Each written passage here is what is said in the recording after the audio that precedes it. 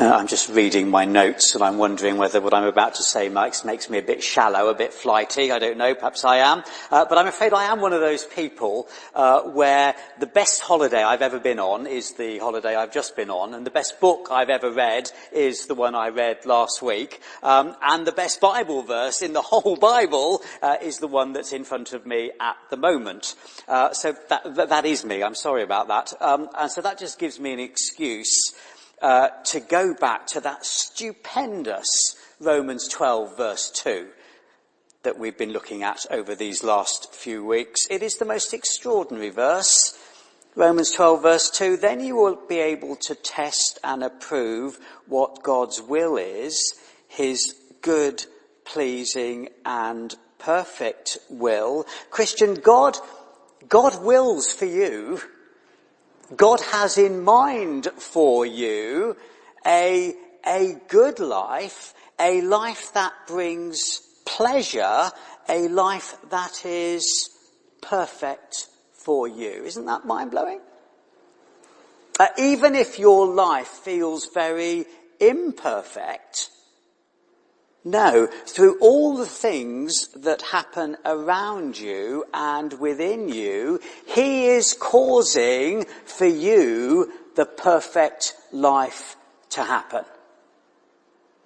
Of course he is, because if you have surrendered your life to him, you are his treasured possession. Of course he is ordaining the perfect life for you, even if the things around you feel imperfect. So this perfect life that he has for you, what does living this perfect life look like? Well, not what we expect it to look like, and not what the world around us expects it to look like. Last week, Paul started to tell us what God's perfect life for us within his church looks like. And before he moves on to talk about the perfect life for us as we interact with the world, he sticks for the moment in these couple of verses with talking about how we live together as God's people. And just to remind us, because we really do need to banish this thinking from our minds, church is not an event I come to. Church is a people that I belong to. You can see my two main headings. My love for you, because of his love for me. Verse 9, love must be sincere. Hate what is evil, cling to what is good. Be devoted to one another in love. Honour one another above yourselves. Never be lacking in zeal, but keep your spiritual fervour serving the Lord. Be joyful in hope, patient in affliction, faithful in prayer. Share with the Lord's people who are in need. Practice hospitality. My love for you, and again, to be clear, Paul is not talking about my love for people generally. He is talking about my love for you who call God Father.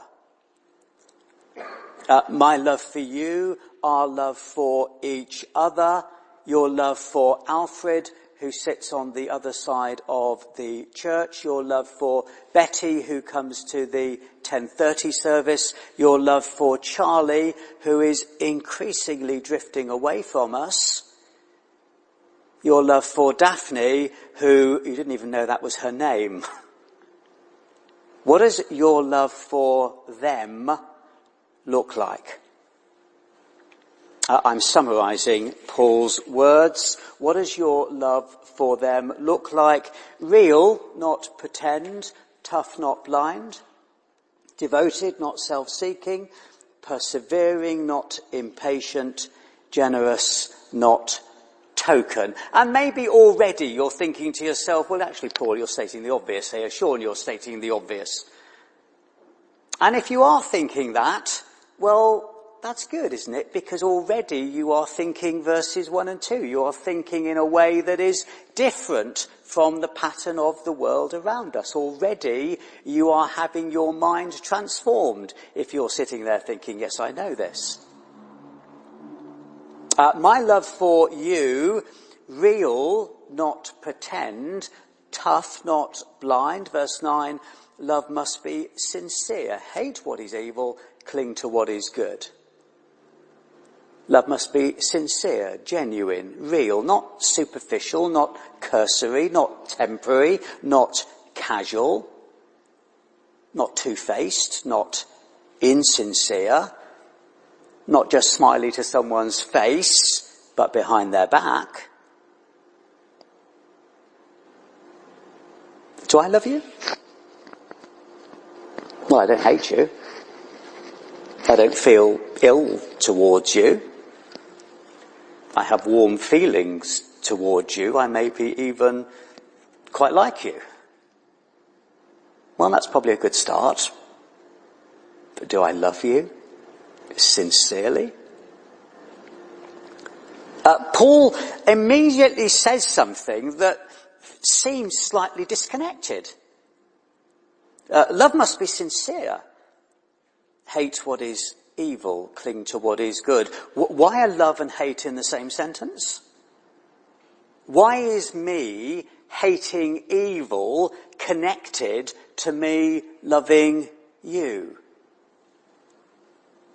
Because sincere love sometimes demands that I be tough, and always demands that I am not blind to your faults. Evil, sin, wrong paths. We sometimes see this in parenting, don't we? A mum or dad who doesn't seem to care what their child does, who doesn't love them enough to say no, of course gently, or as gently as is possible. A mum or dad who is blind to their child's wrong thinking, wrong choices. A mum or dad who is never tough doesn't actually love their children. A mum or dad who is terrified of upsetting their children. Let me turn this round. Do you love me enough that when you spot me getting something seriously wrong, you see me doing something that is not consistent with God's good ways, do you love me enough to help me hate what is evil and cling to what is good? Do you love me enough not to be blind to my sin? Do you love me enough to risk our relationship by being as tough with me as you need to be? This is not the way the world thinks, is it? Live and let live. Don't interfere. Don't challenge. Who are you to make judgments about my lifestyle, my choices? So yes, do I love you enough? Do I love you enough to help you hate evil? To help you cling to what is good? Do I love you enough to be even tough and not turn a blind eye? Do I love you enough to summon up courage to say, really? Do I love you enough to risk our relationship? Deb told me a story a while back about someone who said to her, Sean's not very happy. And Deb said, if Sean's not very happy, it's because he cares deeply about your salvation. Yes, I need to care deeply about your salvation. And you need to care deeply about each other's salvation. Love must be sincere.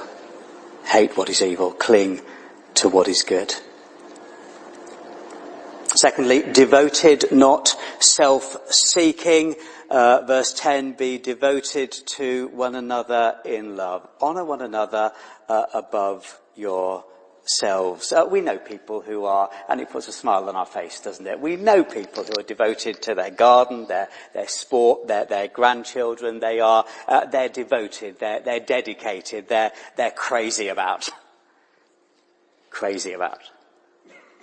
So crazy about, I don't care what it costs. And again, this is not really the love of the surrounding culture. The love we see portrayed in the films, in the magazines, that tells us, love is what makes me feel good. Love is what makes me feel fulfilled. Love is what makes me feel secure. Because if I love someone, they'll love me back. In other words, the culture tells us love is for my benefit. I love so that someone will love me. But the Bible repeatedly turns that thinking upside down. Verse 10, be devoted to one another in love. Honour one another above yourselves. Love is being devoted to the other. Love seeks their well-being over my well-being. Love is not about how I feel or what I receive or what I get in return. Love is about what I give. Real love is about being patient when I don't want to be patient. It isn't about being patient when I'm feeling patient. It's when I don't want to be patient. Real love is about being kind when I don't want to be kind. Real love is about not keeping score when I want to keep score. Not getting angry when someone so deserves it. And as we've seen, real love involves confronting issues and not brushing them under the carpet. Real love is that I am so devoted to you that I continue loving even when I get nothing in return. Or even when I get hostility in return. Real love is costly love. My love for you, our love for each other, real, not pretend, devoted, not self-seeking, persevering, not impatient. Verse 11, never be lacking in zeal, but keep your spiritual fervour, serving the Lord. Be joyful in hope, patient in affliction, faithful in prayer. We are tempted to give up on people, certain people. I was very privately trying to work out who it is that I'm tempted to give up on, to not persevere with. Who is it that I find wearing? Who is it that I'm getting impatient with? Who do I stop praying for? Who am I stopping praying for? And you? Who is it in our church that at the moment isn't seeing things as you see them? Who is not maturing in their faith as you would hope? Who is not as committed as you would like them to be? Who is frustrating you?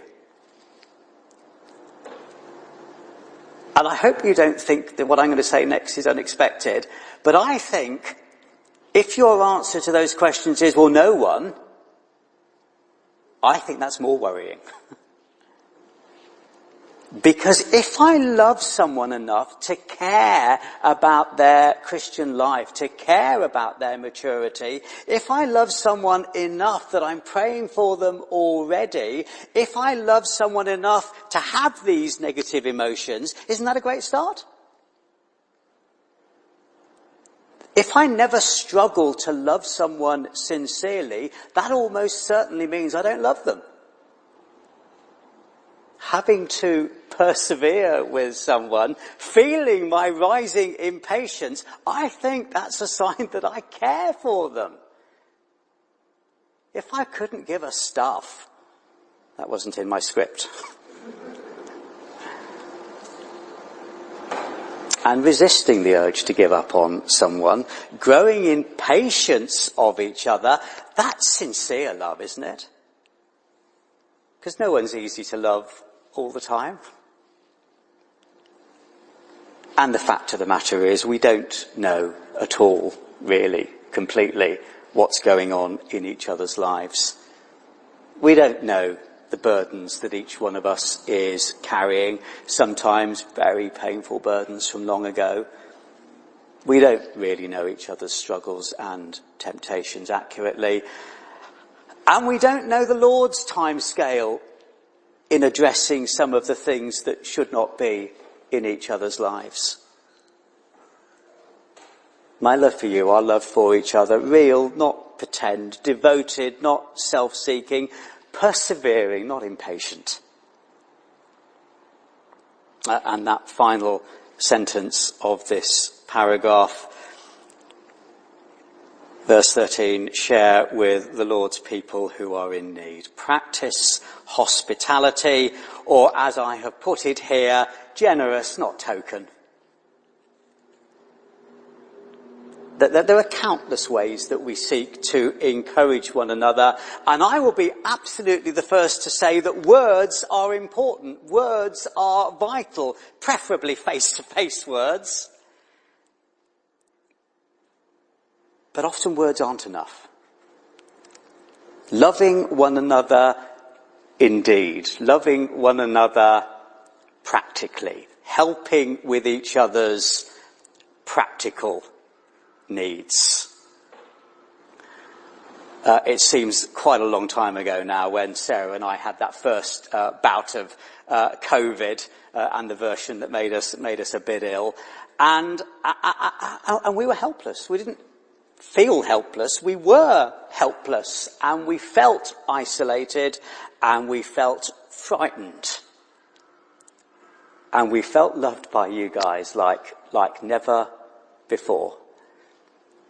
And it was the tiny things, the practical things, and I'm looking around at individuals now. One of you who walked the dog virtually every day for us, another who dropped meals off, another who dropped Belgian buns off, another who dropped Cadbury's chocolate off. Those of you who rearranged stuff for us, and those of you who just kept checking in on us, not in an obtrusive way, but just in a quiet, sensitive way. And the Bible writer James expresses this principle so well. He says, suppose you see a brother or sister who has no food or clothing, and you say, goodbye, have a good day, hope you stay warm and well, but then you don't give that person any food or clothing, and James says, what good does that do? And of course, in the context of our global church, maybe you think that impacts how we love our brothers and sisters overseas. My love for you, our love for each other, real, not pretend, devoted, not self-seeking, persevering, not impatient, generous, not token. Christian, God has in mind for you, God has tailor-made for you a good life, a life that brings pleasure, a life that is perfect for you, and a life that involves loving your Christian brother and sister. We'll come on to the rest of the world next week. A life that involves loving your Christian brother and sister like this.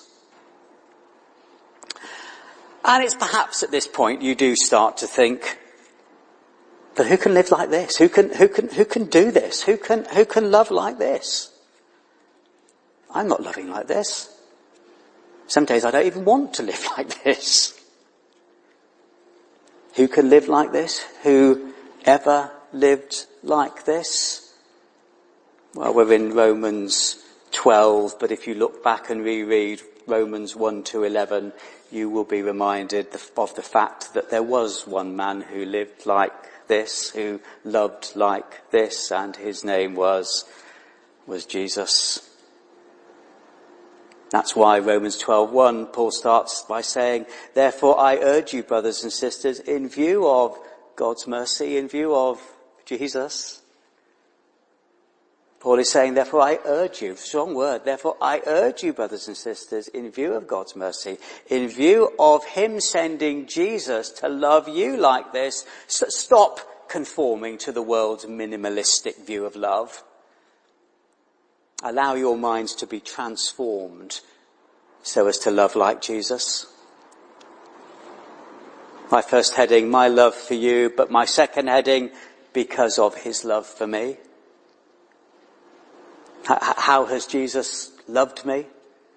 Real or pretend?